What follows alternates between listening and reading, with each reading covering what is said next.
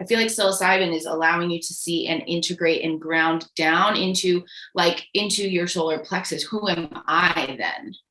Whereas LSD, you forget that you're there. you're like, a lot of people say on LSD that you have out of body experiences, whereas mushrooms, I feel like you have in your body experiences. Yes. So much so it's unreal, the embodiment available.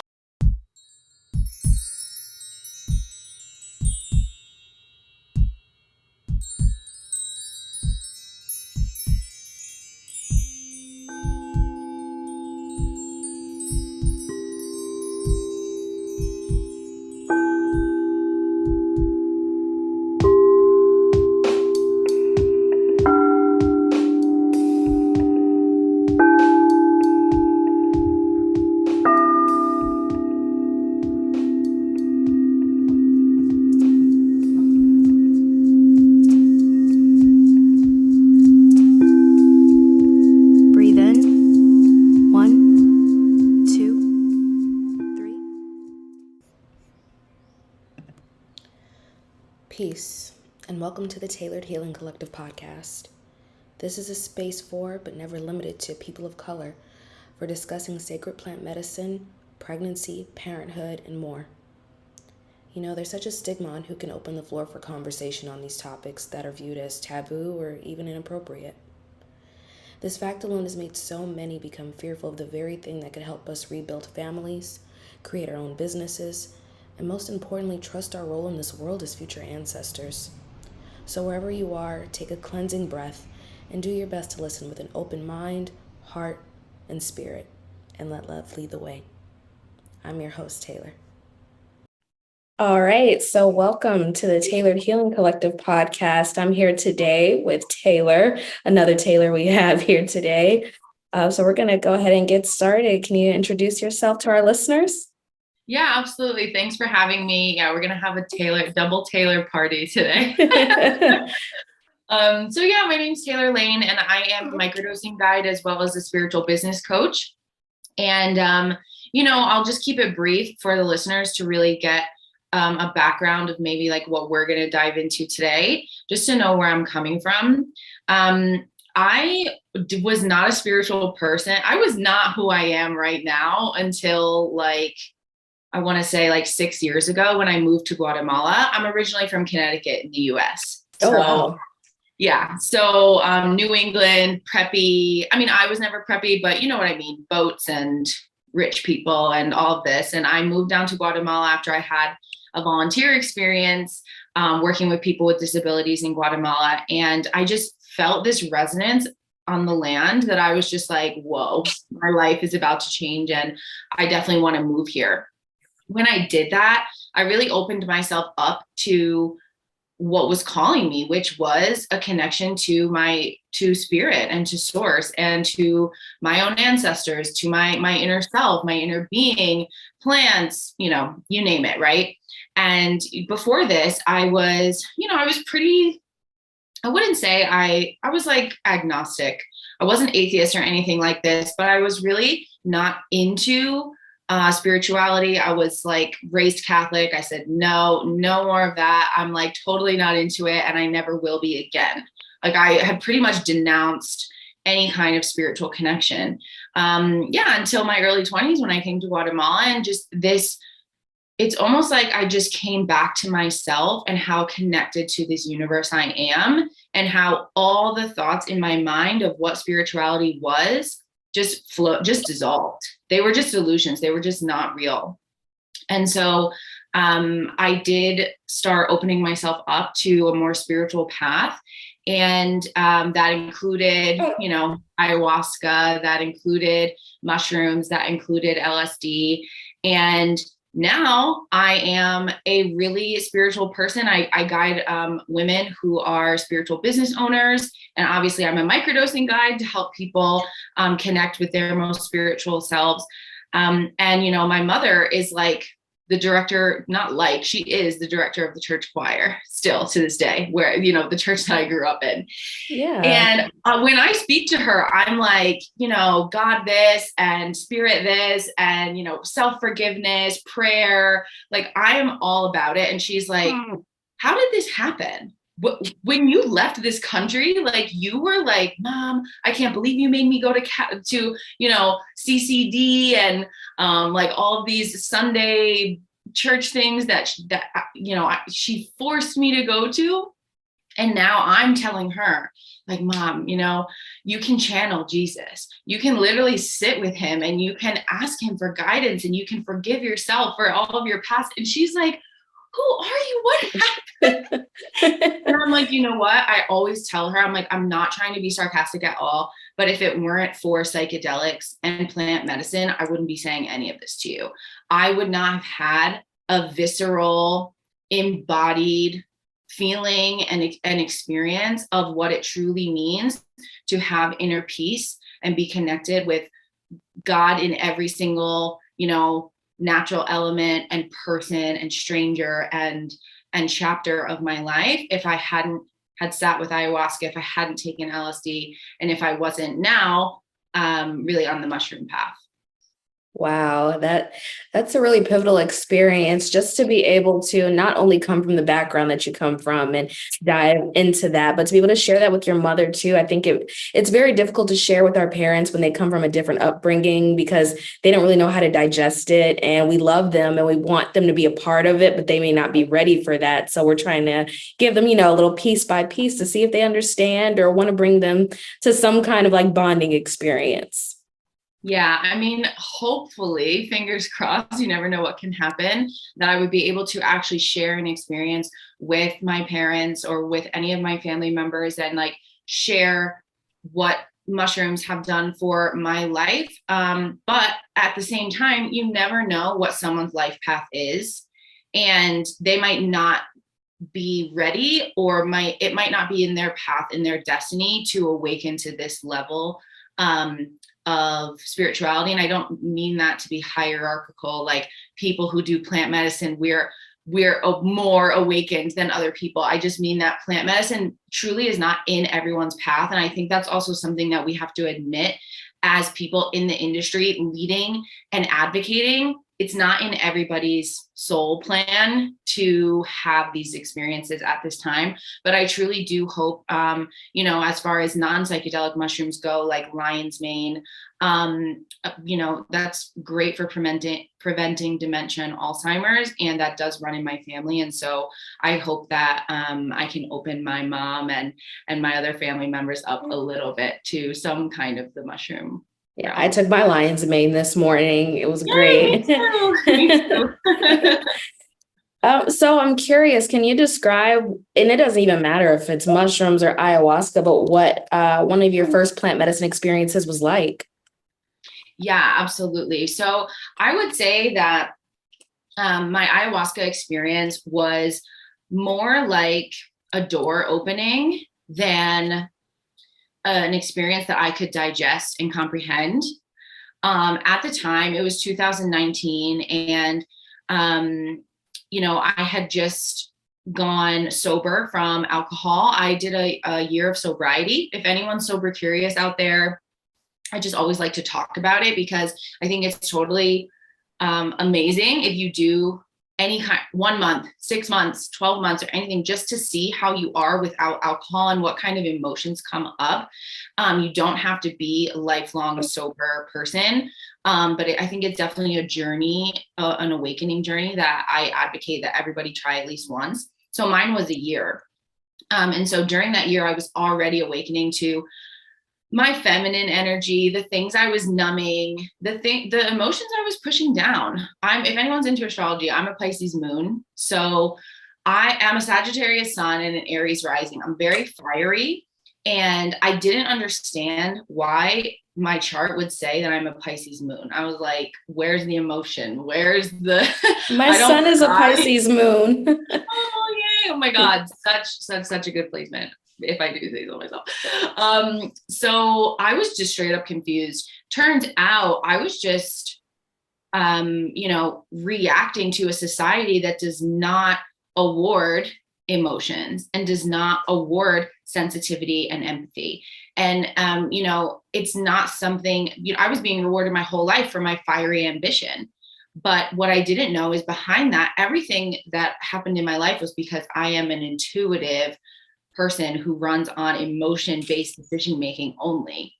That is completely illogical. A lot of people don't understand it. It can be pretty pretty mind-boggling to those around me. Like, hey, I'm going to move to Guatemala.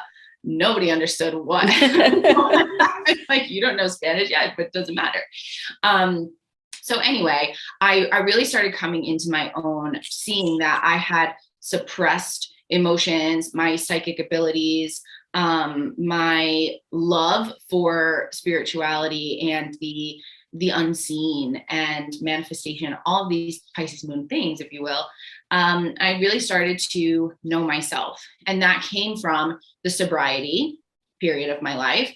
And then when I took ayahuasca, when I sat with ayahuasca, like I said, it's not like I could digest that information as it was coming. There were lots of colors and patterns. And the biggest thing for me was that I was giggling out of control for hours. I could not stop. The joy for no apparent reason was insane. I wasn't even laughing at the images that I was seeing or at a certain, there was no like spirit making jokes to me. It's the feeling, right? It's the feeling of bursting out of your seams joy that you have no idea what to do with. That again, it was just suppressed for so long within me that this childlike joy does not belong in my life. And at this time, I'm like 26. I'm not old. Like, it's not, and I had already just become so much of a mature, kind of harder person, because I think, again, I was just reacting to what the world rewards. And so anyway, after my ayahuasca journey, a lot of laughing and a lot of crying happened. And I remember I put my hand on the land. I went outside for a moment, and the shaman came and got me, because he was like, you're not supposed to go outside of our circle. But like, he like let me have a moment, and I put my hand on the land, and I just felt connected to something. I don't know what it was, but it was just this deep, profound, like birthing moment for me. And afterwards, everyone's asking you, and maybe some people can relate to this. It's like people ask you, like, what did you see? What did you feel? What was your experience? What was the message? Did your intention, did you fulfill your intention? And it's like, I had no answers. All I had was that it felt significant. And that's it. And that's all I needed to know at the moment. I was like, it opened a door for me, and now I need to walk through it. Then more my LSD experiences, and then in 2020, my first mushroom experiences were really where the deep healing went on, and a more translatable experience where I felt like LSD and mushrooms were able to speak directly to me. And everyone has their medicine. Some people are like, cannabis is my medicine. It unlocks me as a person, and I can speak with myself honestly, and I can create, and I can groove, and I can love myself. And other people are like, ayahuasca speaks straight to my soul. And I'm like, mushrooms and LSD, like super similar in their makeup, right? One synthetic, one natural. There is something like, I have an open channel to understand that language. Wow. Yeah, I can definitely resonate with that, especially when it comes to the feelings and the similarities between them, like you just said, between LSD and psilocybin, because I've experienced both. My first ever experience with psychedelics or plant medicine was with LSD. And first, the length of it was enough, like, 14 to 16 hours, that'll do it for you right there. But then when I experienced mushrooms, it was completely different, but still the same.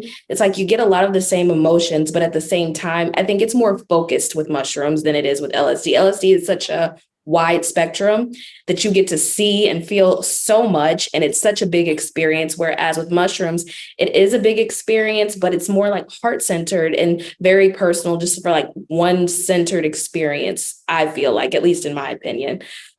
Yeah, I do feel, I was talking with a friend once, I do feel that psilocybin is it's a grounded earth energy, and it opens your world in a way that it wants you to ground back in. And so I just feel that like a river or a jungle floor, like these kind of feelings, if you will. And if you if you haven't on psychedelics, you understand what I mean by saying that. But if you haven't, I'm really sorry that maybe that's not going to translate. Whereas LSD feels like the wind and feels like the fire. So I love that.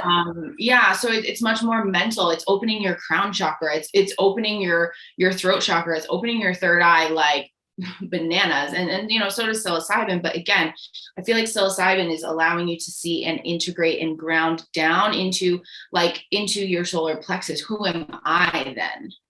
Whereas LSD, you forget that you're there. you're like you know, a lot of people say on LSD that you have out of body experiences, whereas mushrooms, I feel like you have in your body experiences. Yes. So much so it's unreal, the embodiment available. So yeah. Oh wow, we could talk about that all day.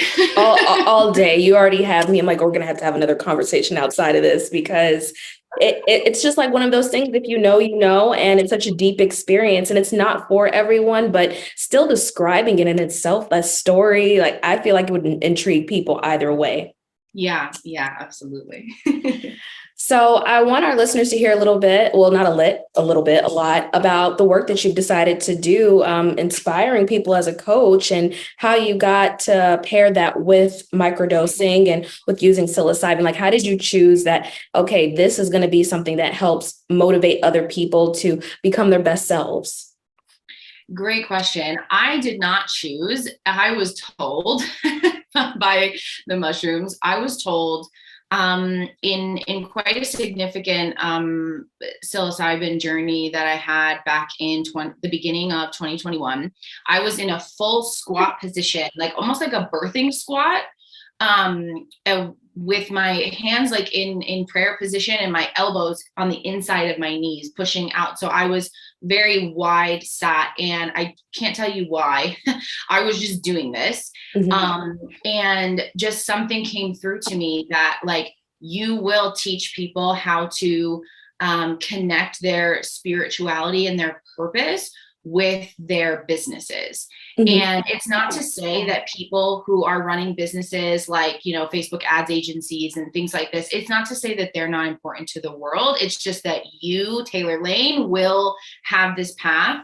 And at the time, I didn't know that the mushrooms were saying to me, like, you will literally help people awaken what you've awakened, which is that what I call them is Dharma download. So for me, again, it's not everybody's medicine. And I just encourage everyone to experiment until you find your medicine, because I think that everyone has one. It's like a electrical plug into the laws of the universe and showing you how things could really go in your life and should really work in this world if we all, you know, abide by the laws of divine oneness and everything like that. So anyways, I had awakened this channel within me that was like, mushrooms always talk to me about what I'm meant to do on this planet and what I need to stop doing in order to fulfill that, the limitations that I have about myself, the silly limiting beliefs that I have that I can just, you know, flush down the drain, and the healing that I need to go through in order to be able to lead and carry the torch. Now, again, the way that I experience this when I'm on a deep journey or through microdosing seems like it's my own brain talking to me. It's very translatable to me. So I'm not saying that people have to have a trip or microdose and then like sit down and write a plan. It's not like that. It's more so like, aha, I know what I've been doing this whole time that's been blocking me from seeing that I truly am meant to do this in my career, that I truly am meant to help people this way, right? And so it became my thing that I kind of kept to myself, that like, oh, this is like the way the mushrooms help me. And the mushrooms were like, you are going to help other people have these experiences and be able to more easily then take the action through microdosing because microdosing gives you that energy support on a daily basis, which for women especially, we struggle with because we run on a lunar cycle. We are literally lunar beings that have spurts of energy once or twice during a whole, 28-day period where we feel like creating. And no, it doesn't mean that you can only create during those times. But what it does mean is that understanding you need a little help from these grounded, more masculine, I don't want to call them masculine, but mushrooms are really the perfect blend between yin and yang to me. Just like Mother Earth is very structured, but still a mother. And you get that daily energy support to help you carry out what you've learned in a deep journey. So for me, I started creating this mushroom method, and it took me so long. It took me so long to have the guts to talk about it, to share about it. Shout out to my friend Sina Maria. She is an advocate for microdosing as well, and holistic health in general. And she told me, like, what are you waiting for? Of course, there's going to be people who think that you're not certified enough. Of course, there's going to be people who are like, you don't know about that. You're not indigenous. Of course, there's going to be always something that you're scared of that people are going to come at you and say, how could you be leading in this space? Especially as a white woman, first of all. Let's just put that out there, right? And so she's like, you're coming from a heart-centered place where you truly know this could change lives. Just do it and deal with whatever feedback you get, because that's the cost. That's the cost of entry, right? If you're going to stand for something, people are probably going to have something to say about it. And so, just have the courage. So I did. I got the courage, and I now teach people my entrepreneur's mushroom method. And it's really for business owners, creatives, anyone who wants to put something out into the world and help people, like that, that's your dharma, that's your purpose. You have a message, or you have a way of doing something, or you have an energy about you that heals and helps. Those are the people that I believe will have amazing results from working with the mushroom method. Wow. So, and all the clients that you work with, I'm curious, because there's such a taboo on all of this. Have you experienced resistance at the beginning? I find that, especially now, because of, the psychedelic renaissance and how mainstream things are getting, people have heard about it, first of all, especially microdosing mushrooms. That's going to be like having your daily coffee pretty soon. And again, it's happening anyway. So I was like, wait a second, I got to get ahead of this thing and make sure that people who want to do it with intention and want to do it because they feel they want courage to answer their soul calling, that they have a space. They have a space, they have a guide, they have a community to talk to each other, and they have a place to land. Like, that's super important for me to get out there. And so what I find is that people have been curious. They've heard about it, they've been curious, and there are some resistance against, not against, but to kind of questions of like, well, is this illegal? And I'm like, well, yes, but what is illegal? Exactly. I want people to explore that. I'm sorry to interrupt you, but no, interrupt. It's a mindset. I want people to think about what it means when we call something legal or illegal, and not to say that, oh, you should be able to be free to be you and me and do anything. We're saying that we would like to explore why these things are illegal, the history of them, where they come from. Now that they're here, what is it that we're doing with them? What are we experiencing? Like, really think about why it's illegal before you start like automatically saying, no, I shouldn't do that. Like, and not because we're encouraging you to do something that's wrong. I want you to use your mind to expand and figure out, why is it wrong? And is it right for you? Exactly. And I think also on that note, having a chance to explore what it means for plants that should be able to be consumed by anyone, because we do not own this earth, right? And we do not have the right to say anything about that in my in my humble opinion. But for all of the communities who were, what's the word I'm looking for, persecuted and looked down upon and marginalized for using these plants and substances for, millennia. The fact that we get to now say, I'm going to take the risk and use this to further myself as a soul in this, human timeline and hopefully help people, that is such a privilege. And look at the cannabis industry, legalized, but so many people in jail. And so I think it is an important thing to have a moment to explore the fact that this is illegal and what that means on so many deep levels, because then your appreciation of what you're about to do just goes so deep and connects you to your ancestors, the land that you're on, and the things that you're getting to do. Doesn't matter what color you are, what age you are, what generation you're from, what you're able to do in this lifetime as far as risk taking is such a privilege. And so, I think the exploration of, what really is legal, it's totally like a psychedelics question. Yeah. Like it's totally something that we think is like a normal question to have.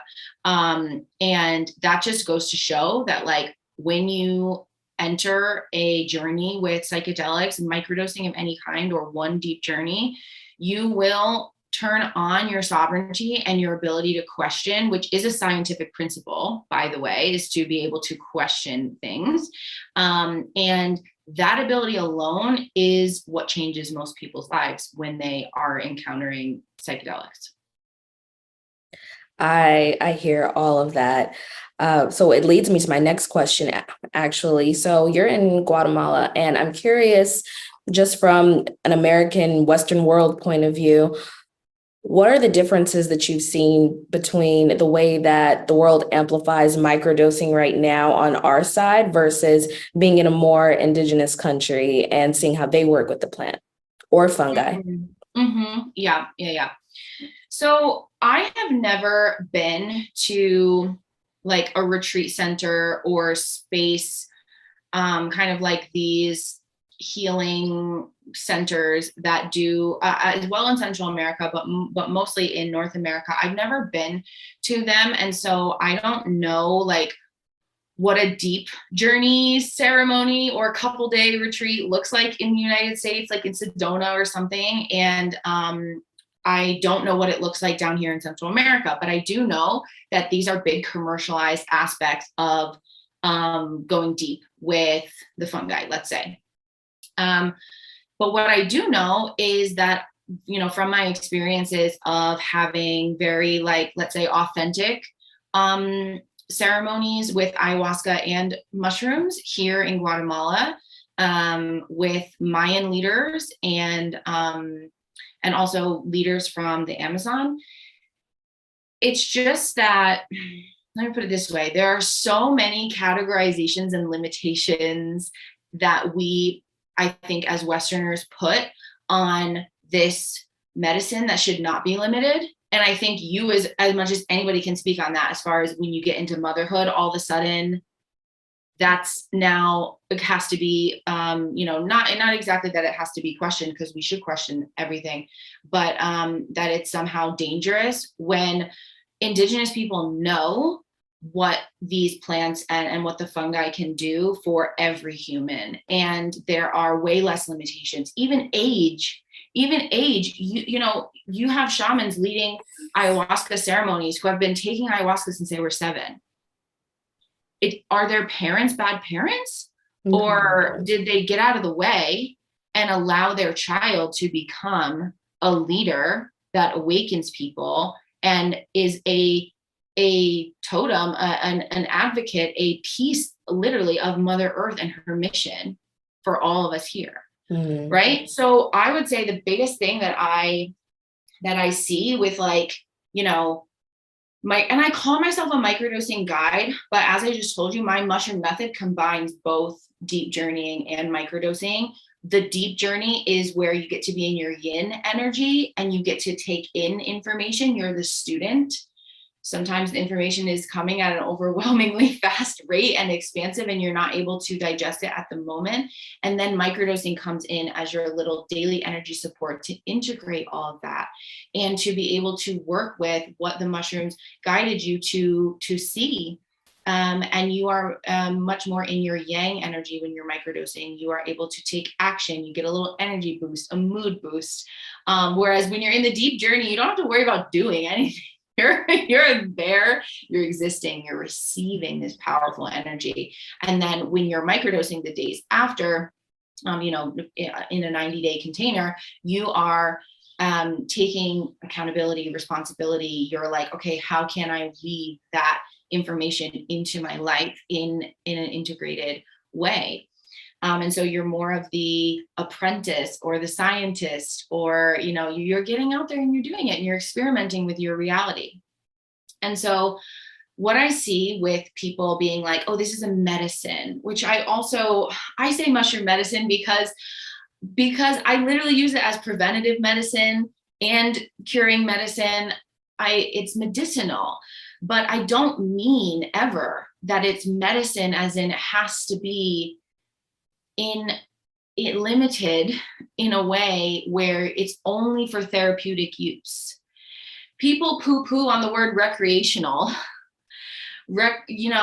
Oh, it's different when you're using it. Even people who think that they're being cool and they're like, oh yeah, I would totally do mushrooms therapeutically, and like, bravo to you, because I know you use them in a way that is so, your intention is pure. It's like, who are you to judge? Some people have the best therapy of their life going to a festival, taking LSD and feeling the love of the universe in their bodies and healing all of their dark thoughts. And they're just literally standing in a field surrounded by thousands of other people, but they are having a revolution. They're having a reckoning. And the biggest thing is that, like, fungi and ayahuasca even, and all of these plant medicines, it's like psychedelics in general want us to open our minds, and we continue to draw lines and rules around what is microdosing, what's macrodosing, what's this, what's that. And it really just wants respect, reciprocity, and open-mindedness. I love what you were saying about recreation. Mostly, like you said, it feels like it's almost frowned upon, like you're not allowed to enjoy it. You can only enjoy it if it's for a medicinal reason versus, something that may be a head thing, a mental problem that you're having or a challenge that you're having. I think that there is joy and love in both, getting to sit with it, because we're not talking about like, American Western commercials for pharmaceuticals, like take this and, you'll suddenly feel these and these symptoms will go away. It's not like that, because it's such an inward experience. We don't have too many words to describe it because it's such a heartfelt thing, So to hear that and then think about recreation, I think it's just something that the world should start looking at just a little bit differently, because, once we're gone and our children and people and generations after us start experiencing this, they're going to be looking at it other ways too. They're going to find different ways it benefits them. And even like you said, at a festival or a concert where you're standing there, you feel so much, especially if you're taking a psychedelic or plant medicine, because you're experiencing not only just the medicine or whatever you're using, but you're also experiencing vibration and sound. There's so many other factors to it that I think people don't realize. Yes. And also the respect of these substances is that the substances know what to do in your body and in your field and in your soul. So who are you to say that someone needs to have this therapeutic experience when maybe they need a fun experience with their eyes open? Who's to say that, having a blindfold and turning inward is the medicine for everybody when they're doing a deep journey with mushrooms? You don't know that. That for me, that is my thing. I love to go in, and it's not about frolicking in the forest for me. But who am I to say that is not valuable to someone else? And especially with mushrooms, they're known as the teachers. They're known as the teachers of our time, and they're trying to teach everybody. If you're a teacher, I'm a certified elementary level teacher. They never said once in my certification program that you should teach to one student and assume that all the other students will also learn like they do. They literally said you have to diversify how you teach so that the information is valuable and usable to every single student in the classroom. And so mushrooms are just that way. They enter you, they go to where you're hurting, they go to what you need, they find your solution, they awaken you to what you've been limiting yourself in. And maybe a person who bypasses all the time on positive vibes is going to need a crumble and going to need to close their eyes, go within, and admit to themselves that they have emotions that they need to move through. But maybe a person who's dealing with stagnancy and being afraid to be vibrational and radiant and expressing their true self, or who's going through some deep identity shifts, who's afraid to come out, whether it be identity, sexuality, whatever they want to do in their life, and they're like having a hard time, all that solar plexus stuff, they're having a hard time saying I am blank. They're going to have a way different experience, and maybe there's going to be more joy, fun, self-acceptance, dancing naked, but they will teach you what you need for the next step in your life, and they'll do it so well. They will literally do it so well. And so just what I find is that wherever we're limiting in our mind, the mushrooms specifically are asking for respect. They know what they're doing.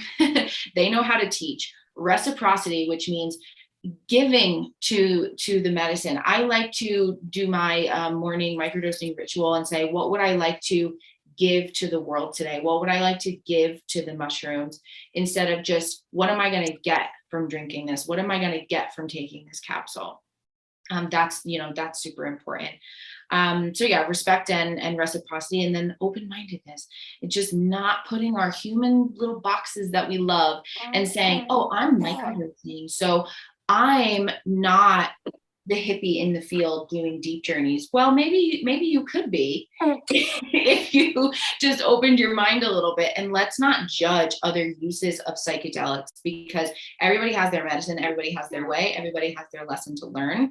And the more things become normalized, and I love that your podcast is all about this, is normalizing this journey. But unfortunately, the more normalized they become, the more judgment enters into the field. And that's always the human work that we're going to have to be doing, right? Is creating non-judgmental spaces. Yeah. And then the one thing I did want to also say is that I think a lot of people do not realize that there's shadow work. Deep shadow work involved anytime. There's no avoiding that. It's not like you can take a certain amount and avoid facing yourself through these, because most of this is about unlocking your mind, unlocking, certain and balancing certain chakras. And it's not like a one-time be all. It's not like you do mushrooms one time and then you're healed for life. It doesn't work like that. Nothing in life does. This is a constant cycle, but I think the beautiful thing that we learn from plants is that there are constant cycles of life and death over and over again. This is not something that, you can put a pharmaceutical pill on and say, you take this every day and you'll be healed. There are times where people have to take breaks. There are times where people decide not to do it for 5 years and they don't need it. And they have to, work with the 3D world and everything that comes with it, and then decide, okay, let my teachers come in again. We all go to school and then we have our time away, and then we find other ways to learn, whether that be YouTube, whether that be going to another country and learning, whatever way works for you. But there's always deep shadow work involved. And I hope nobody, in listening to you and what your clients learn from you, and even anybody listening learns from you, I hope they learn that this isn't just like you said, a love and light journey. There's a lot that comes with it in order to progress to whatever the next step for you is. Absolutely. And I think you're 100% on point with that, with what you said. There's no amount that you could possibly try to manipulate and say, well, I'm in a microdose so that I don't have to work with the kind of the darker things that people experience on deep journeys. You will experience it. You will, one way or another. And there's just so much to be learned from them that if you're in a microdosing protocol and you come to me as your guide and you say, Taylor, the mushrooms have been telling me that I'm ready for a deep journey, actually. And I'm like, okay, when are we putting it in your schedule? Like, there's no way in my world that I'm going to let you try to control and diminish the journey that you could be on by saying, I'm not ready for that. I'm not going to do shadow work. I'm going to, I tell people you're going to expand your mindset and you're going to expand your income. Guess what? That's usually a lot of crying, a lot of, oh my gosh, I feel like I'm not who I was yesterday. And now it's really hard for me to even walk to the coffee shop. Like, I am struggling here. And I'm like, good, we're in it. We're in the work. And this is microdosing. Okay. So yes, there's, all of these benefits that I could tell you that you're going to get, but you're going to get them by going through whatever you need to go through, whether you're macro or microdosing, and whatever psychedelic that you end up partnering with. I love that. I wish I could talk to you all day about this. I'll probably be inviting you back for another episode because there's so much that you can unpack with all of this going on. But I would like to know, is there anything you'd like the listeners to know just about your work and what you do, or just about using plant medicines and fungi, learning from them in general? Yeah, absolutely. Wow. I probably just do another hour on that question.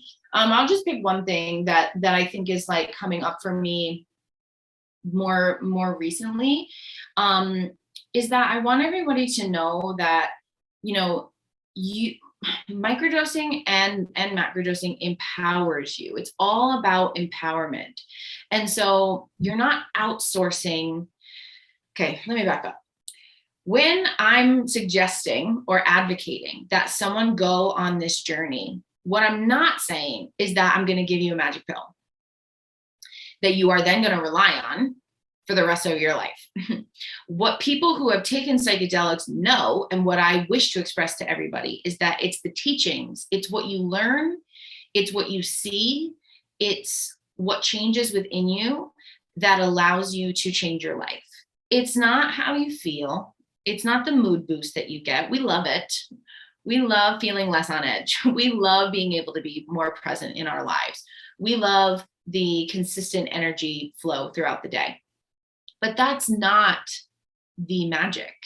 The magic comes from you being able to face things and being able to accept, let's just call the mushrooms like the little sacred disruptors, being able to accept what has been disrupted within you and shaken up, because that's what psychedelics do. They go in and they disrupt your default mode network in your brain, and they suggest other pathways.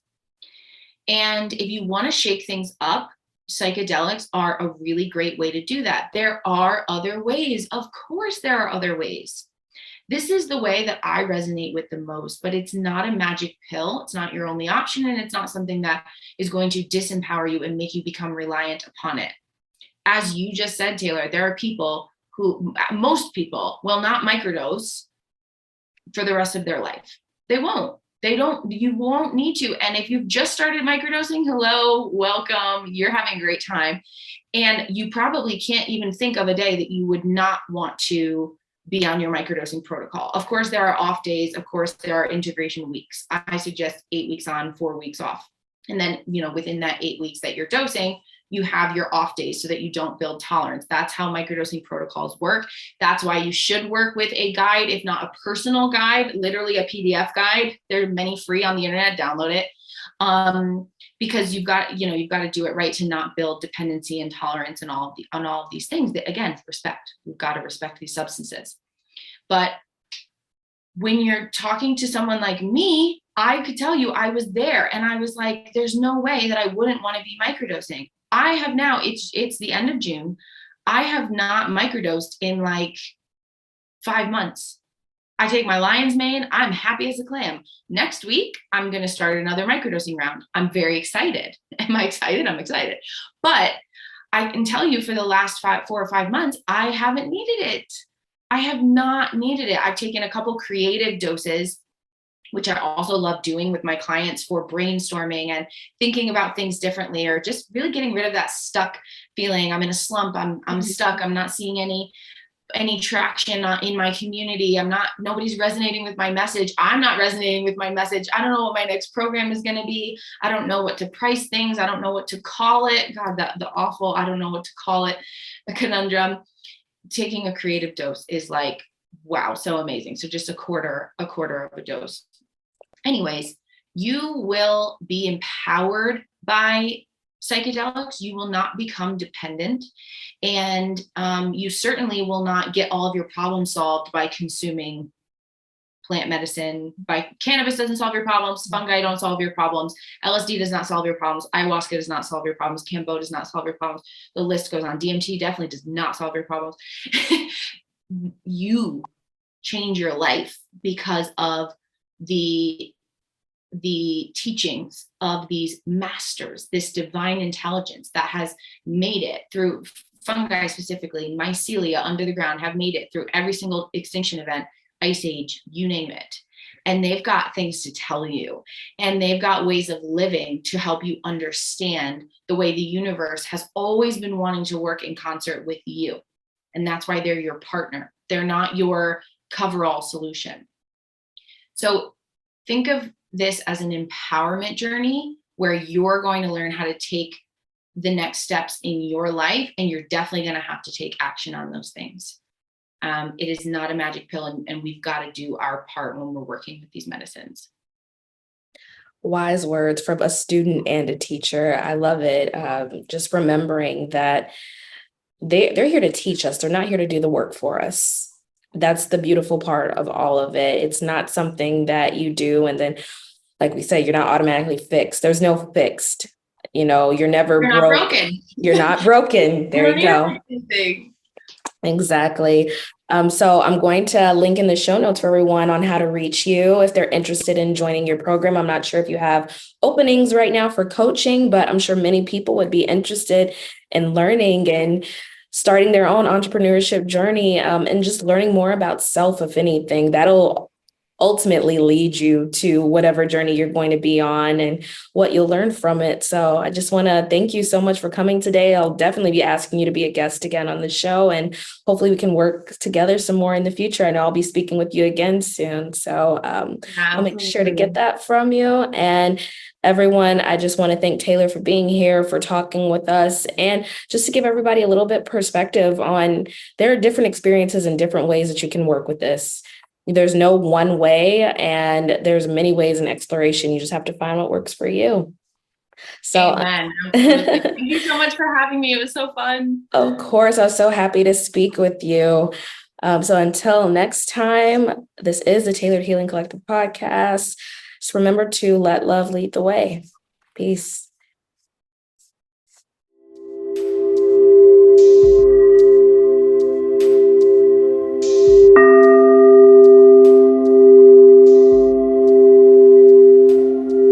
My home is abundant. I am at home. My soul is rich. I am wealthy. My heart is full. I am loved. My life is enjoyable.